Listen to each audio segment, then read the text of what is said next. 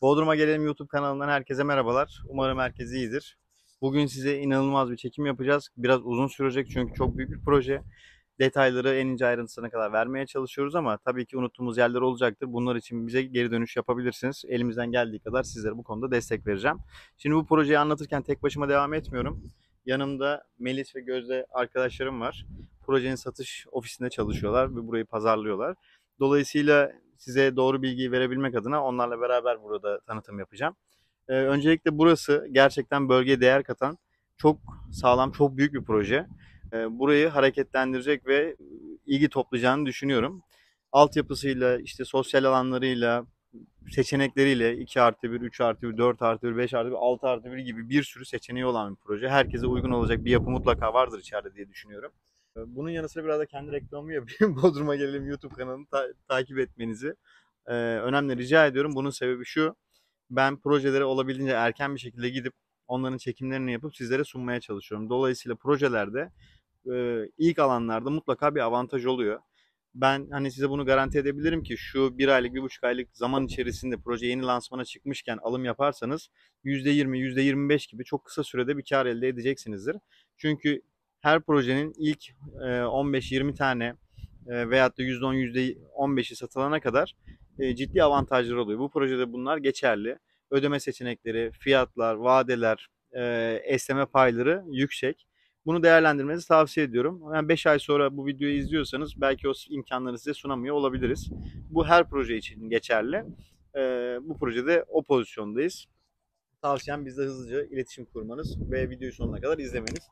Melisa arkadaşım ve Gözde arkadaşımdan proje hakkında genel bilgileri rica edeceğim. Sonrasında biz sırasıyla yani bu çekimden hemen sonra satış ofisine gideceğiz. Satış ofisinde çok büyük detaylı bir maketimiz var. Maket üzerine size projenin genel hatlarını zaten gösteririz. Neresinde işte sahili var, neresinden giriliyor, çıkılıyor, otopark alanları vesaire bunların hepsini anlatacağız. Kafanızda bir soru işareti kalacağını zannetmiyorum.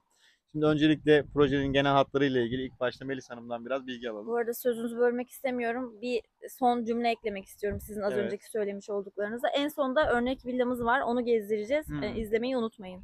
Videonun bravo. sonunu Teşekkür bekleyin ederim. yani. Tüm Teşekkürler. o malzemeleri, o kaliteyi, o işçiliği size yansıtmaya çalışacağız. Olabildiğince, elimizden geldiğince.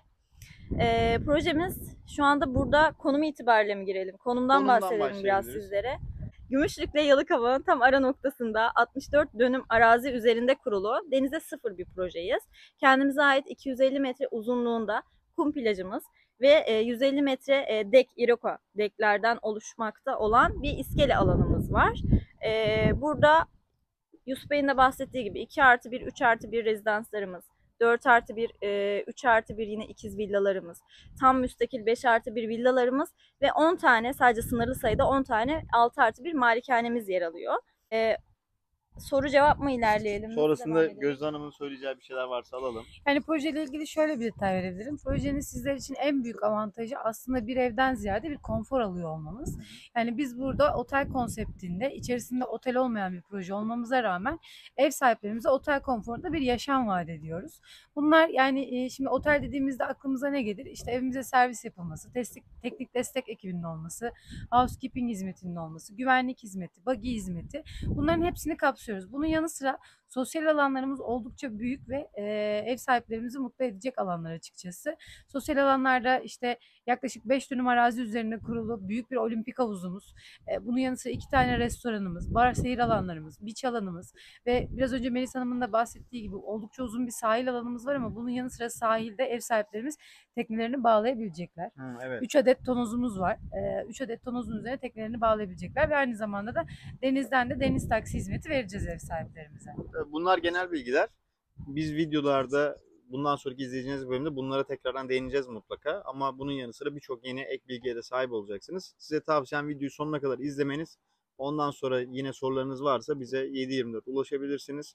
Ben telefonları videoların altına yerleştiriyorum. Artı olarak açıklama alanına da indiğinizde açıklama bölümünde de birçok detay bulunuyor olacak. Fiyatları buradan lanse edemiyorum. Çünkü hani avantajından da bahsettiğim gibi şu an verdiğimiz fiyatlar 2 ay sonra 3 ay sonra geçerli olmayacak.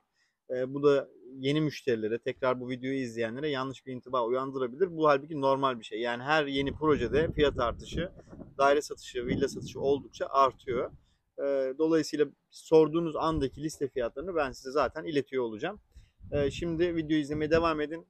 Sıralamada bahsettiğimiz gibi şimdi satış ofisinde size maket üzerinden projeyi detaylı bir şekilde anlatıyoruz. Sonrasında örnek villamızı geziyoruz. Daha sonrasında inşaattan görüntü alabilirsek belki 2+1, 3+1 seçeneklerden de size inşaat halinde yerler göstermeye devam edeceğiz. Görüşmek üzere. Bizi takip etmeyi, yorum yapmayı unutmayın. Video izlemeye de devam edin. Yani görüşmek üzere dedim diye video bitti zannetmeyin. Sağ olun.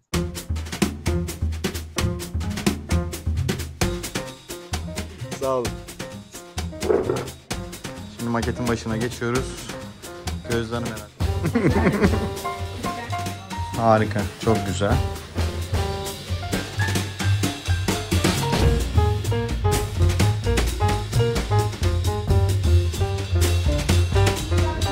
Aslında depolama alanı olarak kullanabileceğimiz bir merdiven boşluğu. Tamam, çok güzel. Sonrasında yukarıdaki odalarımıza geliriz.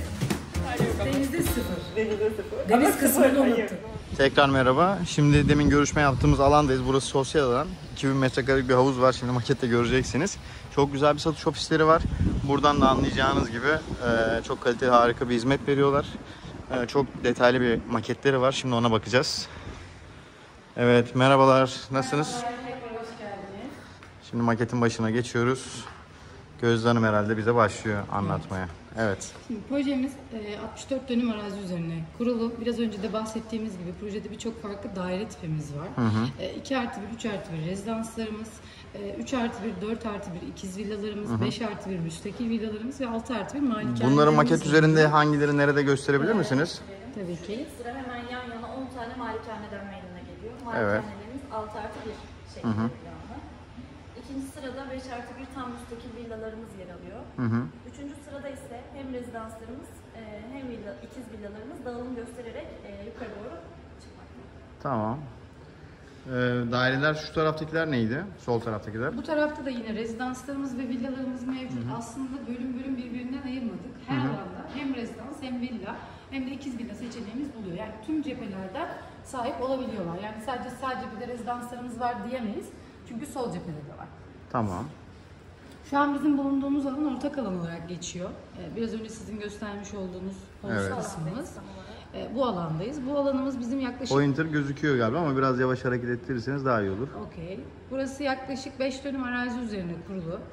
İçerisinde bir olimpik havuzumuz, bir çocuk havuzumuz, 2 adet restoranımız olacak. Bu restoranlardan bir tanesi Dünya Mutfağı. Hemen yan tarafında dediğimiz gibi 2 adet restoranımız olacak. Birisi Dünya Mutfaklarından, birisi ise Ege Mutfağı'ndan oluşacak. Hemen yan tarafında bir bar seyir alanımız olacak. Şu görmüş olduğunuz alandaysa kapalı yüzme havuzumuz, kapalı spor salonumuz, spa alanımız ve onun üst katında bulunan küçük butik marketlerimiz olacak. Yani şöyle ben size Şu çizeyim. alan- Şu alan komple sosyal tesis. Evet, sosyal alanımız burası. Evet. Bu alanda market, kuaför, eczane gibi günlük temel ihtiyaçlarımızı giderebileceğimiz butik marketlerimiz olacak. Hemen yan tarafta görmüş olduğumuz alandaysa 22 odalı butik bir guest house'umuz olacak. Yani ev sahiplerimizin ekstra gelen misafirleri için konaklama fırsatı ve bunun yanı sıra günübirlik kullanımına da açık olacak aynı zamanda. Harika.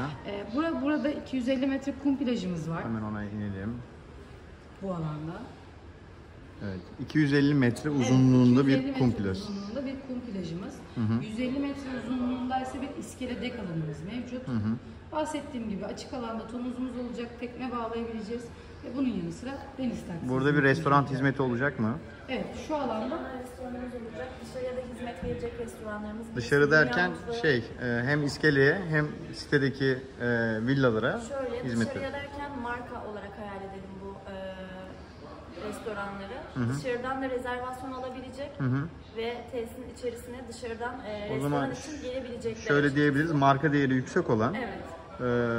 akşam yemeklerine de hizmet veren, gündüz de sahile plaja çalışan bir restoran hizmeti verilecek ve marka bir hizmet olacak bu. Tanesi Dünya, Evet. diğeri Ege Mutfağı olacak. Dünya ve Ege mutfağından Aynı oluşacak. zamanda burada tabii konut sahibi olanlar indirimli olarak yararlanabilecekler. Onlara Harika. özel bir indirim söz konusu olacak yani. Peki burada izleyenler yanlış anlayabilir. Plaja dışarıdan müşteri alınacak mı? plaj kullanımına kapalı olacak. Plaj kullanımı Sadece halka akşam kapalı yemeği olacak. için restoran Sadece kısmı. rezervasyon akşam yemeği için restoran kısmına alınacak. Evet. Evet. Şimdi burada hem oturum hem yatırım amaçlı düşünebileceğimiz birçok farklı daire tipimiz var açıkçası.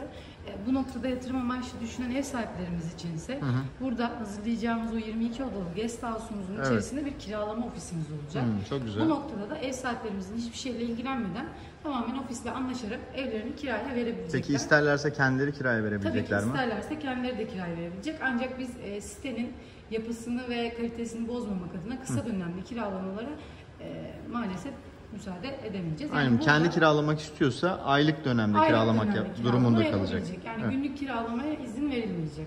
Bu da tamamen sitenin kalitesini Tabii burada yönetmek kiralama adına. işi esasında basit gibi gözüküyor ama basit bir işlem değil. Burada hem yasal prosedürler var hem gelen müşterinin projeye uygun olması gerekiyor. Bu detaylardan arındıktan sonra burada bir kiralama yapılacak. Dolayısıyla kiralama ofisiyle çalışmanızda avantaj var. Artı bu kiralama sırasında buradaki mal sahibinin malına zarar gelmesi durumunda bir sigortanız vesaire olacak mı? Evet, tabii ki. Bunun için zaten şöyle anlaşma yapılırken bir sözleşme hazırlanacak kiralama noktasında.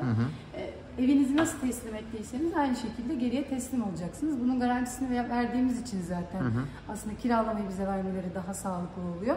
Hiç olmazsa buradan uzaktayken hiçbir şeyle uğraşmak zorunda kalmayacak ev sahipleri. Anladım.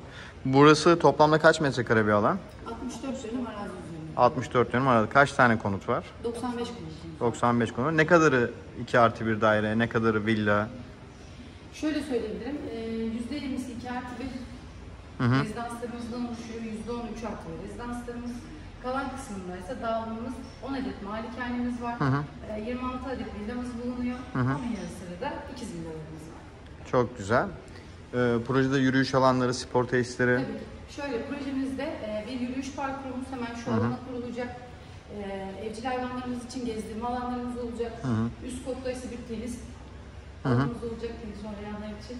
Ve aynı zamanda bu alanı şu an makette bulunmuyor ama büyük bir çocuk parkı yapmayı istiyoruz. Ki çocuklarımızın rahatlıkla vakit geçirebilmesi, ailelerinde nefes alabilmesi için. Yani bu çocuk parkı dediğiniz yerde bir görevli olup oraya çocuklar teslim edilebilecek mi? Şöyle söyleyeyim, bir firmayla anlaşmayı düşünüyoruz bu noktada. Hem yani babysitter dediğimiz, çocuklarımızı bırakabileceğimiz, onların gün içerisinde aktiviteler yapabileceği bir düzen olacak orada aslında. Örnek veriyorum, sabah 9 ile akşam 6 arasında çalışan arkadaşlarımız olacak. Siz çocuklarınızı oraya rahatlıkla bırakıp gün içerisinde tüm ihtiyaçlarınızı kendiniz karşılayabileceksiniz. Proje hakkında benim sormadığım, sizin söylemek istediğiniz detaylar var mı? Şöyle söyleyelim, inşaatımız bizim Mart ayında başladı. Şu an Eylül ayındayız. %60'ını tamamladık. Teslim tarihimiz Aralık 2023. Aralık Ama 2023'te daha teslim. teslim etmeyi planlıyoruz. Bunun yanı sıra tabii ki yeni bir proje olduğumuz ve şu an topraktan devam ettiğimiz için ödeme avantajlarımız var. Ödeme kolaylıklarımız var açıkçası gelecek olan misafirlerimiz için. Bu detayları öğrenmek için de tabii ki sizinle iletişime geçsinler. Detaylı bilgileri alabilirler. Tabii. Burada tapu durumunu merak edecekler. Satın alma yapıldığı zaman peşin ödemede tapu verebiliyor musunuz mesela? Peşin ödemede şu an tapu verebiliyoruz. Tapularımız hazır. Kat irtifak tapularınız hazır. Tapularımız hazır. Teslimden sonra da kat makinesi. Zaten geldiğinizde göreceksiniz binaların kabaları bitmiş durumda. Biraz da hani pencereleri falan takıldıktan sonra zaten belki kat mülkiyetine bile başvurulabilecek pozisyonda. Tabii burada vadeli satış imkanı şu an var. Güzel avantajları var teslime kadar. Bunu kullandığınız için tapunuz, ödemeleriniz tamamlandıktan sonra size veriliyor. Ama peşin ödemeyle erken kat irtifak tapunuzu alabilirsiniz. Yani bu projenin üzerinde şunu söyleyebilirim gönül rahatlığıyla. Firmamızın Bodrum'daki 4. projesi bu. 3 tane bitirmiş ve teslim etmiş olduğumuz projelerimiz mevcut. Bu nedenle bizi gelip ziyaret ettikten sonra rahatlıkla araştırma imkanına sahip oluyorsunuz aslında. Çünkü bitmiş projelerimiz olduğu için ortaya nasıl bir ürün çıktığını, zamanında teslim edip edemediğimizi aslında görmüş ve teyit etmiş olacak misafir. Zaten Ankara'da çok büyük bilinen bir firma. Ankaralı müşteriler geldiği zaman zaten ya bir ev almış oluyor bu firmadan ya başka bir şekilde tanışıklık oluyor. Dolayısıyla ben hani şunu size garanti edebilirim. Geldiğinizde firma konusunda güven anlamında hiçbir problem yaşamayacaksınız. Gönül rahatlığıyla bitireceğini bilip teslim alacağınıza emin olup buradan alışveriş yapabilirsiniz. Ben şahsen de hani bu projeleri biliyorum ve şahitlik yaptım. Gayet de güzel işler yapıyorlar. Şimdi dilerseniz örnek evimizi gezelim. Tabii buradan örnek villaya geçelim. Melisa Hanım, size de söz vermem gerekiyor mu? Var mı aklınıza takılan bir şey? Yani söylemek istediğiniz bir şey. Ben aklıma gelen soruları sordum. Eksik kalan bir şey olmasın hani size falan. Merkezimiz bulunuyor yine. Testimizde söylediğiniz gibi Göz Hanım, kaçırdım o kısmı ama spor salonumuz var, kapalı yüzme havuzumuz var. Ekstradan kapalı yüzme havuzu da var. Evet, ekstradan kapalı yüzme havuzumuz, spa alanımız ve Tenis kortu vesaire o tarz şeyler var herhalde. Bundan bahsetmiştik yani. Evet. Tamam. Burası için teşekkürler. Şimdi örnek villaya geçelim. Örnek villada bakalım bizi neler bekliyor. Örnek villayı mutlaka izleyin. İnanılmaz güzel bir tasarımı var. Hani mimariden hoşlanan, takip edenler de o bölümü izleyebilir. Tavsiye ederim. Maket üzerinden tanıtımını yaptık. Şimdi örnek villaya geçeceğiz. Bu örnek villayı izlediğinizde şunu düşünün. Alacağımız seçenek ne olursa olsun bu kalitede, bu işçilikle, bu malzemelerle yapılan bir konutta oturacaksınız. Veya yatırım yapacaksınız. Şimdi Gözde Hanım buggy ile geldi. Nasılsınız? merhaba, iyiyim. Siz Hadi nasılsınız? gidelim Gidelim. villamıza. Muhteşem deniz manzaramızı gösterdiniz değil mi? Evet. Elimden geleni yaptım. Melis Hanım'ı da alalım. Şu yukarıda inşaat kabalarını da görüyorsunuz. Melis Hanım biraz hareketli, hızlı ilerlemiş, heyecanlı. Gel bakalım. O kısmı kes lütfen. Tamam. Konuşanlar gibi. Ama hiçbiri kesilmiyor falan. Evet. Örnek villamızdayız şu anda. Gördüğünüz üzere 2 tane araçlık park alanımız var. Şimdi buradan sırayla başlayalım. Biraz detaylı bir video olacak. Uzun sürebilir çünkü villada anlatılacak çok şey var. Öncelikle girişten başlıyoruz. 2 araçlık otoparkımız var değil mi? Evet. Burada benim en çok sevdiğim şey elektrikli araçlar için konulan bu Şarj istasyonu. şarj istasyonu. Her yerde yok ve hazır kurulmuş. Direkt gelip aracınız elektrikliyse kullanabilirsiniz. Burası giriş alanı, karşılama alanı. Buradan bile deniz manzarası var. Yani arabayı park eder etmez denizi göreceksiniz. Değil mi? Doğru. Şimdi burada bir yanlış anlaşılma olmasın. Bu iniş merdiveni her villada yok. Evet. Kaç Çok villada farklı. var aşağı yukarı? Yani şöyle yaklaşık 5 tanesi bu şekilde aşağıdan girişte, 5 tanesi ise düz ayak girişte. Düz ayak girişi Evet. seçenekler de mevcut. Ön taraftan da giriş için herhalde bir imkanı var değil mi? Yani Tabii tek ki. girişi burası değil. Yani dilerse bahçeden de giriş yapabilir. Villayı aldıklarında bu görsel düzenlemelerin hepsi yine olacak herhalde. Tabii ki. Yani şu an ne görüyorsak aynı şekilde teslim olacağız diyebiliriz. Hareketli mobilyalarımız hariç. Şimdi Gözde Hanım sizden ricamız villanın içerisini gezerken yani bu tip kaliteli yapılarda müşterimiz kullanılan malzemeleri vesaire, duvarlarda kullanılan yalıtım, Tabii ki. işte altyapı vesaire o tür şeylerden bahsedersek güzel olur. Tamamdır. Şimdi bu iniş yaptığımız alanda aslında depolama alanı olarak kullanabileceğimiz bir merdiven boşluğumuz var. Güzel. Kapılarımızdaysa Ben uzaklaştıkça daha yüksek sesle konuşabilirsiniz. mikrofon uzaklaştıkça tabii ki. Kapılarda pivot kapı kullandık. Parmak izi ve aynı zamanda şifre sistemimiz mevcut. Ne kapı dediniz? Pivot kapı. Pivot kapı. Evet. Şu an Parmak iziniz tanımlı değil galiba. tanımlı aslında. Daha dün tanımladık ya. Bir bakabilir miyim? Melisa Hanım sizin parmak izinizi sildirdi mi yoksa? Melisa Hanım yani aynı projedesiniz. Galoş giyelim lütfen. Evet galoşlarımızı giyelim. O dışarı ses çıkacak şimdi. Bilmeyelim bence. Yok giyelim. Çok güzel. Burada çok geniş bir karşılama var. Yani ciddi büyüklükte bir salonu var gördüğünüz gibi. Bu sol taraftan 3 kata çıkıyorsunuz. Bu geniş alandan salon ve mutfak alanı. Şifre ve parmak izimiz var kapımızda. Ona Şifreli tekrar- parmak izi var. Zaten Melisa'nın parmak iziyle beraber girdik buraya. Çok ciddi büyüklükte bir kapı. Rahat hareket ediyor. Akıllı ev sistemi. Akıllı ev. Bir de burada kamera görüyorum ben. Evet, kamera sistemimiz var. Yüz tanımayla falan da girilebiliyor mu? Yok, yüz tanıma aktif değil ama Gelen kişiyi buradaki ekrandan, ufak ekrandan görebiliyoruz. Yani bu kapıyı benim bir... telefondan da görebiliyoruz bu arada. Ha, telefondan. Onun için entegre, evet, kamerada üst kattaysanız kapınızda kimin olduğunu görebiliyorsunuz. Çok güzel. Ve telefondan açabiliyorsunuz kapınızı. Akıllı ev sistemiyle yapılabilecek şeylerden ufak da olsa bahsedelim mi hazır konusu geçmişken? Perdeleri yönetebiliyoruz, yerden ısıtma ve VRV'leri yönetebiliyoruz. Onun dışında bütün teknolojik cihazlar entegre. Hepsini yönetebiliyoruz, açıp kapatabiliyoruz. Çok güzel.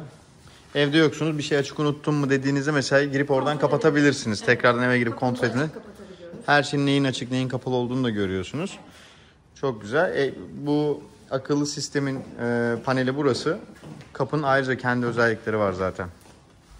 Akıllı ev sisteminde de Buradan cihazlar kısmından tüm ışıklarımızı, perdelerimizi, yerden ısıtma ve iklimlendirme olan VRF iklimlendirmemizi kontrol edebiliyorsunuz. Yani ısıtma, soğutma, perde, ışıklar tüm hepsini kontrol edebiliyorsunuz.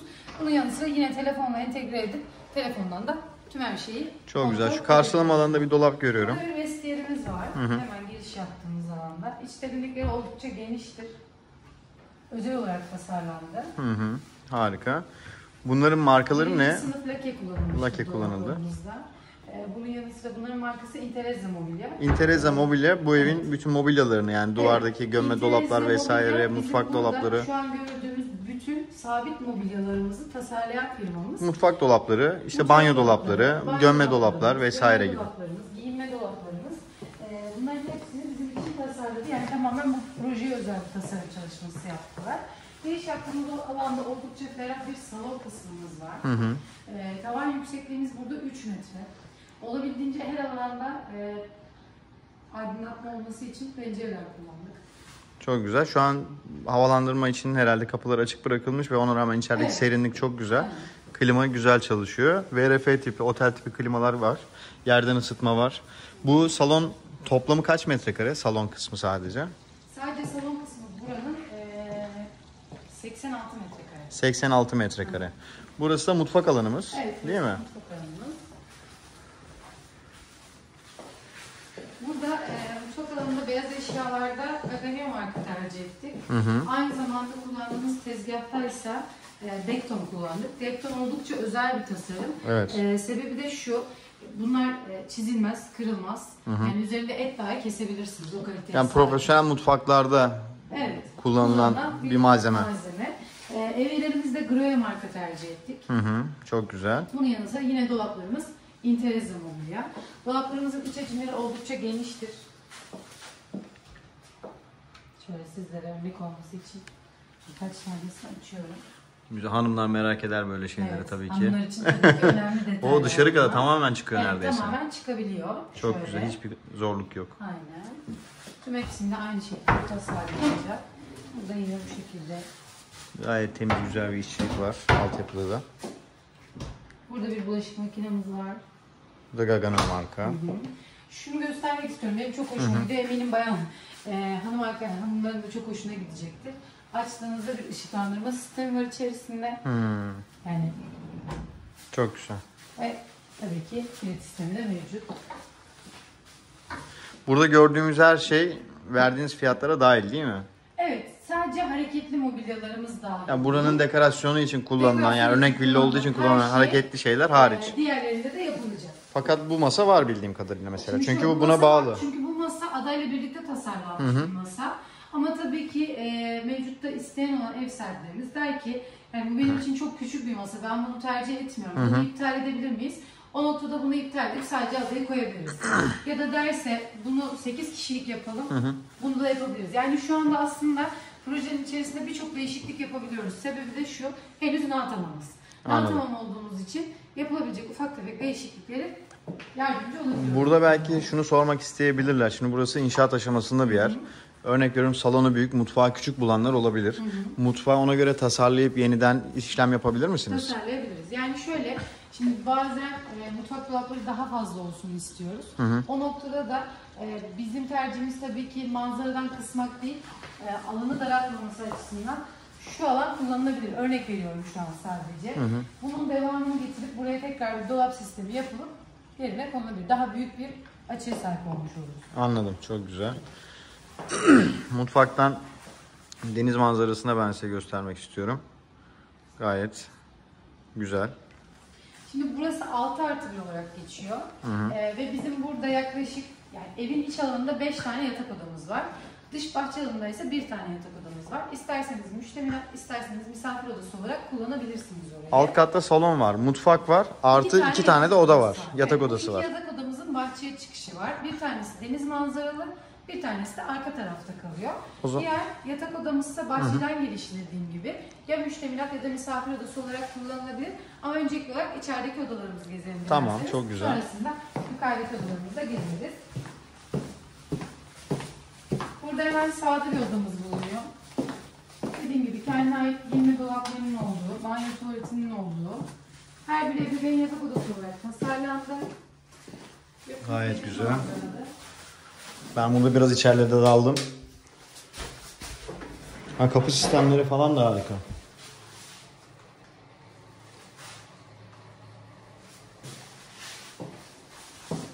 Geldim. Evet. Burası diyerek bahçeye açılan manzaralı bir oda. Her odada ebeveyn banyosu var değil mi? Her odada ebeveyn banyosu var. Giyinme odası. Giyinme odası da var. Hem ebeveyn Yani banyosu hem giyinme odası. Her Giyinme odada var. odası veya giyinme dolaplarımız var.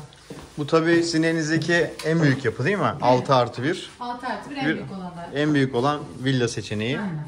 Burada bir ortak kullanım lavabomuz var. Burada bir çamaşır odamız bulunuyor. Çamaşır makinesi ve kurutma makinesi için alanımız mevcut bunda. Çok güzel. Hemen üst tarafında ise yine saklama alanlarımız bulunuyor. Yani projenin içerisinde sadece bu tipteki büyük 6+1 villalar yok. Aynı zamanda 2+1 rezidans, 3+1 rezidans, bahçe katları, birçok seçenek var. Burayı izlememizin en büyük sebebi kullanacak olan malzemelerin kalitesini anlamanız. Şimdi burada aslında şöyle bir şeyimiz var. Her girdiğiniz banyoda farklı bir tasarım göreceksiniz. Bunun da sebebi şu. Ev sahiplerimizin dilediği tasarımı kullanabilmek adına her banyoda farklı bir tasarımla çalıştık.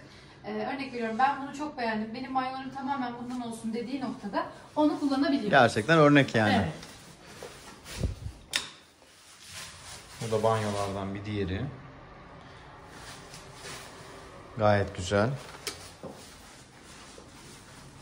Kalite gerçekten çok iyi. Şuraya çok girmemiştik. Burayı da göstereyim. Burada şöyle bir aynada şöyle bir aydınlatma sistemimiz var. Bir saniye geliyorum. Yani çoğu şeyi olabildiğince dokunmatik ve akıllı ev sistemine uygun yaptık açıkçası.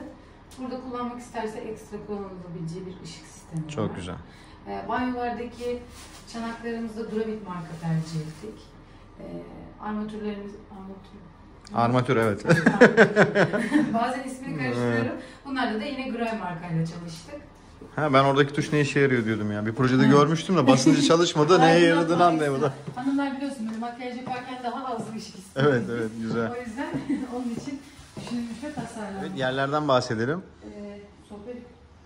Yerlerimiz birinci sınıf masif kullandık biz burada. Masif parke yani değil mi yerler? Masif parke, birinci sınıf masif kullanıldı. Bu gerçekten güzel olmuş. Bodrum'da birçok yapıda şey kullanılıyor. Taş kullanılıyor ama parke Parke çok daha güzel sıcak. bence. Ben kendi fikrimi söyleyeyim bu konuda. Bana göre daha sıcak gösteren bir şey evi. Evet. Şimdi bahçeye mi çıkalım, üst kata mı çıkalım? Dilerseniz önce üst kata çıkalım.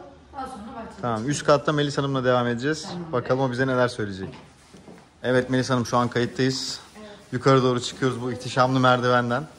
Yukarıda 3 tane odamız var. Öncelikle şunu söyleyeyim, merdivenlerin kalınlıkları iyi. Çoğu villada bunları küçük yapıyorlar. Hem geniş hem kalın. Rahat rahat çıkılıyor. Basamakların arasındaki mesafe de düzgün. Şöyle az önce giriş alanında şundan bahsetmiştim Gözde Hanım. Tavsiyem şöyle, biraz sesli konuşman.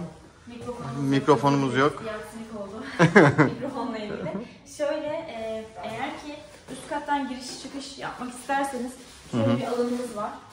Hatırlarsanız videonun en başında malikaneyi gezerken, villamızı gezerken merdivenle aşağı doğru inişimiz olduğunu Evet. söylenmişti. Eğer ki merdiven kullanımı yapmak istemiyorsanız ve düz ayak giriş sağlamak istiyorsanız buradan yola hani bu alanı açıp buraya normal dış kapı olarak planlatabiliriz. O çok güzel. Söylediğin çok iyi oldu. Demin biz otoparktan gelip yanaştık buradan. Buradan esasında düz ayak burası.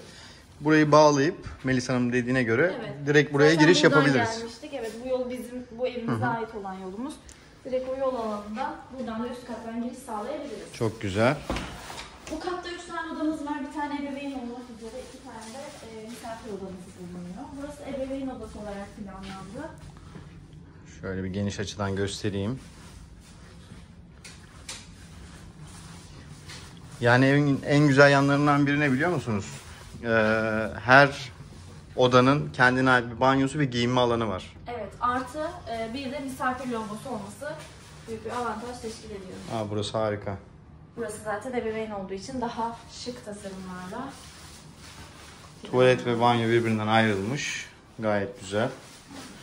Giyinme dolaplarını bir açıp gösterelim mi? Tabii ki.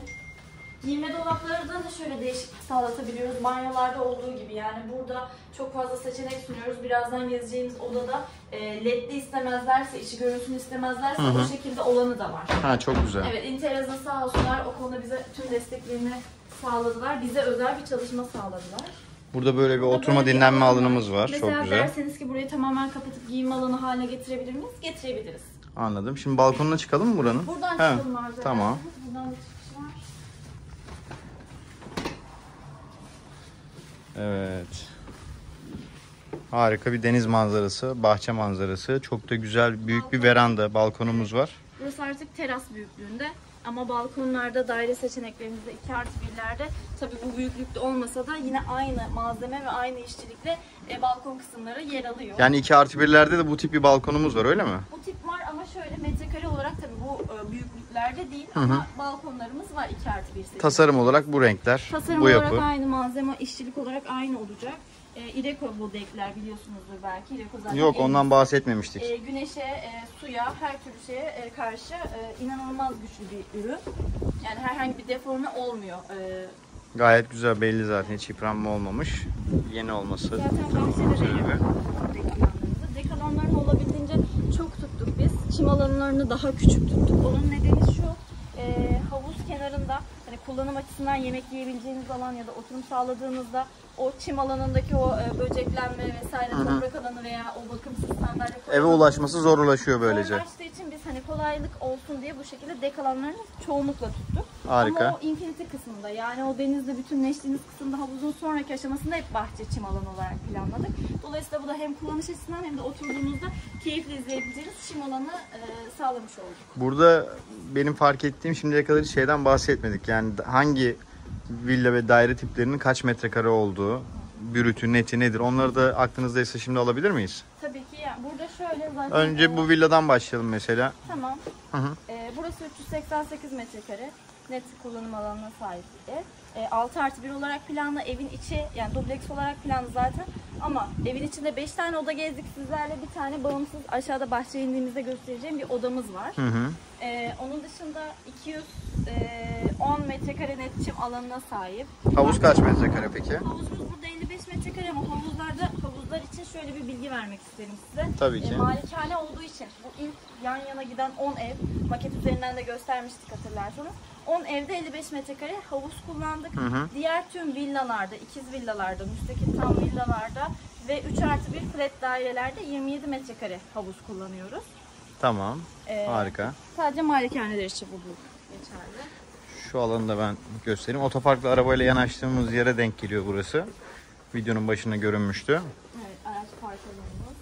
Oradan merdivenle iniyorduk. Gerçekten renkleri falan inanılmaz güzel. Evet, aslında tabii videoda ne kadar yansıtabiliyoruz bilmiyorum ama buraya geldiğinizde daha farklı bir atmosfer oluyor. Evet. Renkler çünkü değişebiliyor, kadraj değişebiliyor. Yani bu tip, yani önü komple açık deniz manzaralarını ben kamerada çekerken küçültüp büyütmem çok bir şey fark etmiyor. Çünkü gerçekten göründüğü gibi geniş bir manzarası var. Ama bazı yerler oluyor ki hani ben video ayarlıyorum hani gözle nasıl gözüküyor diye. Burası aynen bu gördüğünüz gibi çok geniş bir manzaraya sahip. Harika bir pozisyonu. Tabii olur. Koy olarak burası olarak geçiyor. Denizimiz burada durgun bir deniz. O Yalıkavak, Kızılburun ya da Yalıkavak'ın o merkez tarafı, marina tarafı gibi değil. Herkes orayı bildiği için oradan örnek veriyorum, yanlış anlamayın. Burada daha durgun bir denize sahibiz. Daha girilebilir, yüzülebilir bir koy. Aynı zamanda Gündoğan, Türkbükü ve Yalıkavak gibi çok hareketli botların, işte yatların olduğu bir koy değil. Bizim için çok önemli. Daha güvenli bir yer. Daha güvenli. O kimyasalların olmadığı, hani çok fazla teknenin olmadığı bir koy. Tabii burada kendi teknenizi bağlayabiliyorsunuz. O hizmeti sunuyoruz sizlere ama bizim kendi ailelerimizin teknelerinden gelen kimyasalları bile önlemek için burada bir proje geliştirdik. Müteahhitimiz kendisi, hatta Bodrum'da ilk böyle bir sistemi gerçekleştirecek kişi şu anda. Ondan biraz bahsetmek isterim. Deniz arıtma sistemi diye geçiyor bu. Deniz arıtma sistemi kuruyoruz. Dolayısıyla şu anda mesela geçen teknelerin bile o bıraktıkları kimyasalları tamamen temizliyoruz ve daha yüzülebilir, sağlıklı. Çocuklarımız geleceğimiz çünkü biliyorsunuz.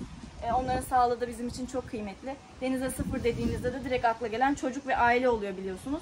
Dolayısıyla onların sağlığı açısından böyle bir sistem geliştirildi ve bunu uygulayan tek projeyiz bu. Ya bunu ben de hiçbir yerde daha önce duymamıştım. Teşekkürler bu bilgi için.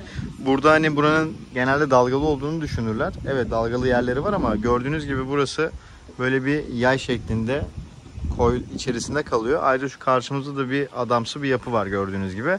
O da dalga kıran etkisi yapıyor. Dolayısıyla teknelerde gördüğünüz gibi arkasına saklanmış durumda onun. Onun kırdığı dalga da burayı etkiliyor. Dolayısıyla burası daha durgun bir suya sahip. Burası Küçük Kiremit Adası diye geçiyor. Küçük Kiremit Adası. Evet, Küçük Evet. Kiremit Adası. Büyük Kiremit de var ama şu an bu taraftan göremiyoruz onu. Gözükmüyor. Evet, Küçük Kiremit'i görüyoruz. Evet, burada. gayet güzel. Şu karşı tepeyi zaten açtığımızda direkt Yalıkavak oluyor. Evet, zaten Böyle şu bir yoldan noktadayız. devam ettiğinizde Yalıkavak'a Evet, varmış buraya oluyorsunuz. çok yakınız burada. Şimdi diğer odalara geçelim. Burada terastan birçok bilgiyi verdik. Güzel oldu. Şeyi de sorayım. Buraya almak isteyenler bu hareketli eşyaları da isterlerse satın alabiliyorlar mı? Burası için konuşmak gerekirse tabii ki görüşebiliriz yani. Zaten sizler için hayal edebiliriz, görebiliriz, görebiliriz diye planlandı. Eşyalarla birlikte görüşürüz. Görüşmek üzere. Çok güzel. Burası da diğer bir odamız. Gördüğünüz gibi her oda ebeveyn odası gibi aslında. Her şey çok detaylı ve güzel. Aslında Yani burası da ebeveyn odası gibi duruyor. konumları çok fazla değiştiği için her odaya özel bir çalışma yaptık biz burada. Bu dairelerde bile geçerli. Yani sanmayın ki burası villa olduğu için ve çok fazla odası olduğu için bu şekilde bir konsept yapıldı. Aslında hepsi için ayrı bir düzen plan söz konusu burada. 2+1 evlerde bile ona göre bir oda planlanılıyor açıkçası. Tabii ki mesela yine farklı tasarımlar var. Hem banyolarda hem duvar kaplamalarında. Bunları sizler hani bütün odalara uygulayabilirsiniz. Bu da değişik bir banyo seçeneği. Burada farklı bir tasarım Gördüğünüz sunuldu. gibi. Farklı renk, materyal kullandık. Gold Açıkçası ve ben yeşil olsam her renk odama sezonu. farklı banyoyu tercih ederdim yani. Evet, seçim yapılabilir. Mesela 3+1 flat daire aldığınızı düşünelim.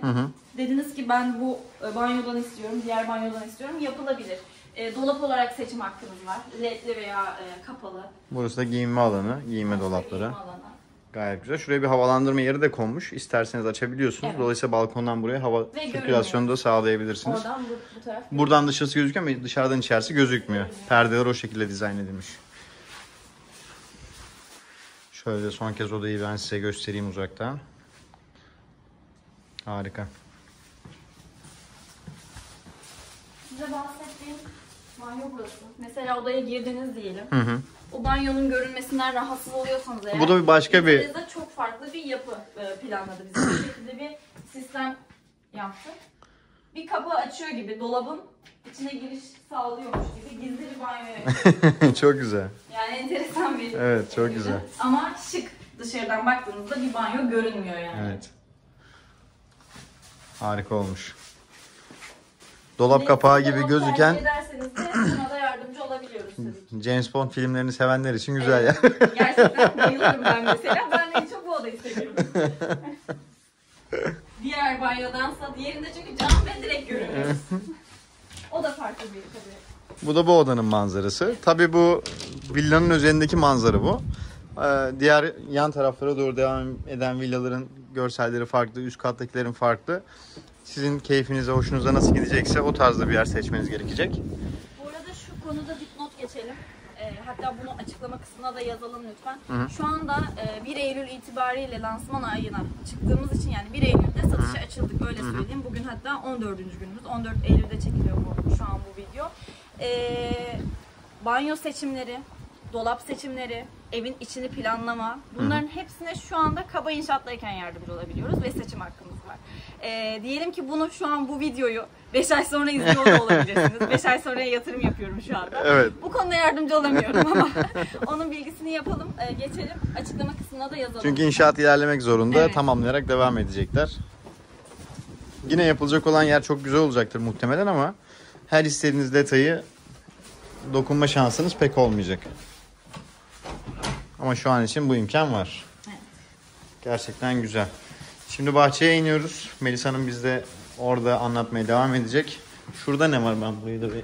Burası da vestiyer alanımız. Aslında bu katta böyle bir vestiyer planlamamızın nedeni şu. 3 tane oda bulunduğu için, birisi ebeveyn, 2 tane misafir olduğu için misafir odalarının o tüm depolama, yorgan, yastık, hanımların dikkatini çeker. Evet. Onları planlayacağımız yer burası aslında. Gayet güzel. Hani aşağı inmeyin. Ya da bir yorulmayın. misafire belki bir yorgan bir şey verecek. Gibi. Kimsenin odasına girmeden buradan Veya takviye yapılabilir. hatırlarsanız üst kata kata çıkarken dipnot bir bilgi vermiştim. Bu kısmı giriş alanı olarak planlayabiliriz. Evet. Burayı planlarsak burası tamamen vestiyer alanımız olarak kullanılabilir. Evet, gayet güzel.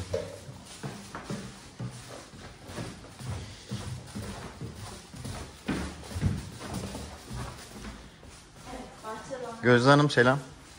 Size bahsettiğimiz dekler Ireco. Yine Ireco dekler bizi karşılıyor. Direkt bahçenin bitiminden denizi görebiliyorsunuz burada. Gayet güzel. Yani şöyle bir çekim de yapayım. Yani alt katta göz hizasında göze denk gelen, yani kendi gözümüzle göreceğimiz sahne aşağı yukarı bu. Dümdüz baktığımızda. Şimdi geniş açıya tekrardan alıyorum. Evet, şimdi binayı hem dışarıdan gösterelim, hem içeride anlattığımız odaların nerelere denk geldiğini ifade edelim. Burası bu arada sosyal tesise en yakın olan seçenek. Değil mi? Evet, şuraya Dünya ve Ege Mutfağı restoranlarımız gelecek. Doğrudur. Sosyal tesise en yakın evdeyiz şu anda. Evet, salonun üst katında büyük bir terasa açılan master odamız. Şurada kalıyor hemen. Şu üst kat master oda. Evet. En büyük Zaten terası da salonun orası. üstü olduğu için. Evet. Mutfağın üstü o ikinci girmiş olduğumuz Şu alan, evet, değil mi? açık. Evet. Son trend olan banyosu olan odamızda o. En son gezmiş olduğumuz odamızda kendine ait küçük bir yine balkon alanı olan, Bölüm. dolabın içerisinden banyoya açıldığımız odamız da orası oluyor. Evet. Alt katta da şurası mutfağa denk geliyor. Şurası giriş, karşılama alanı ve mutfak. Şurası da salona denk geliyor. Şimdi yan tarafta çok güzel bir müştemilatı var. Yani her gören müştemi Aslında artık müştemilat oda da diyebiliriz. demek biraz harcamış gibi oluyoruz odamızı. Yani müştemilat olarak oraya kimse kullanmaz. Muhtemelen evde karizması en yüksek olan kişi ben burada kalıyorum diyecektir. O kadar güzel bir yer. Kıymetli bir oda. Direkt bahçeye ve bar ve barbekü alanına açılıyorsunuz oradan. İkincisi 3 adımla havuzdasınız. Direkt evin genç delikanlısı ya da kızı mutlaka orayı şey yapacaktır. Yani misafir odası olarak bence daha kıymetli olur. Çünkü salon ve mutfak alanına yakın. Havuz sistemi nasıl? Tuzlu sistem mi yoksa normal klasik sistem mi? Tuzlu sistem değil. Zaten aynı zamanda denizden arıtma kullanıyoruz biz. Ha, deniz arıtması Evet, kullanıyorsunuz. Çok denizden güzel. Arıtma suyu o yüzden. Çok güzel. Zaten her şeyi isterseniz tuzlu sisteme çevirebiliyorsunuz. Basit bir işlem. Zaten arıtmada Zor var. bir işlem değil. Zor bir işlem değil.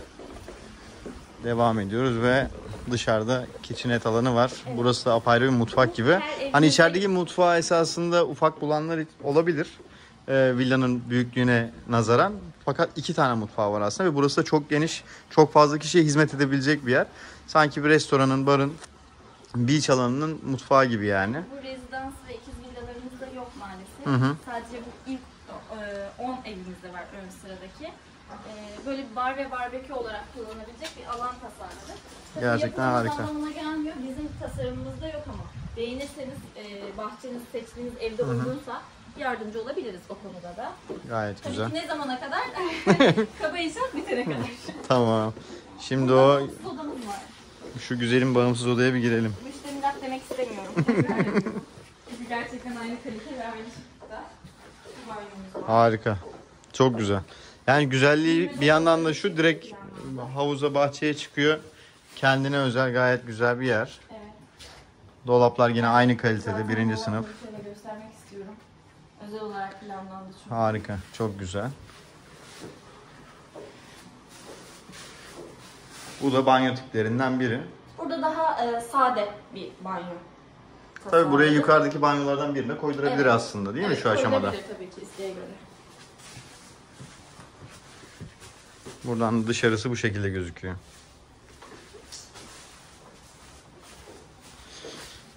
Villanın tamamını anlattık diye düşünüyorum. Belki eksik kaldığımız noktalar olabilir. Bu noktalarda hani bizden direkt bilgi isteyebilirsiniz. Size istediğiniz bilgileri iletebiliriz. İçeride kullanılan malzemelerin listesi olabilir. İşte konum olabilir vesaire. Bu konularda size destek vermeye çalışacağız. İzlediğiniz için teşekkürler. Bizi takip etmeyi unutmayın. Kanalımızda sadece bu değil, birçok video var. Bu videoların hepsini izlediğinizde Bodrum hakkında genel bir görüşe sahip olabilirsiniz.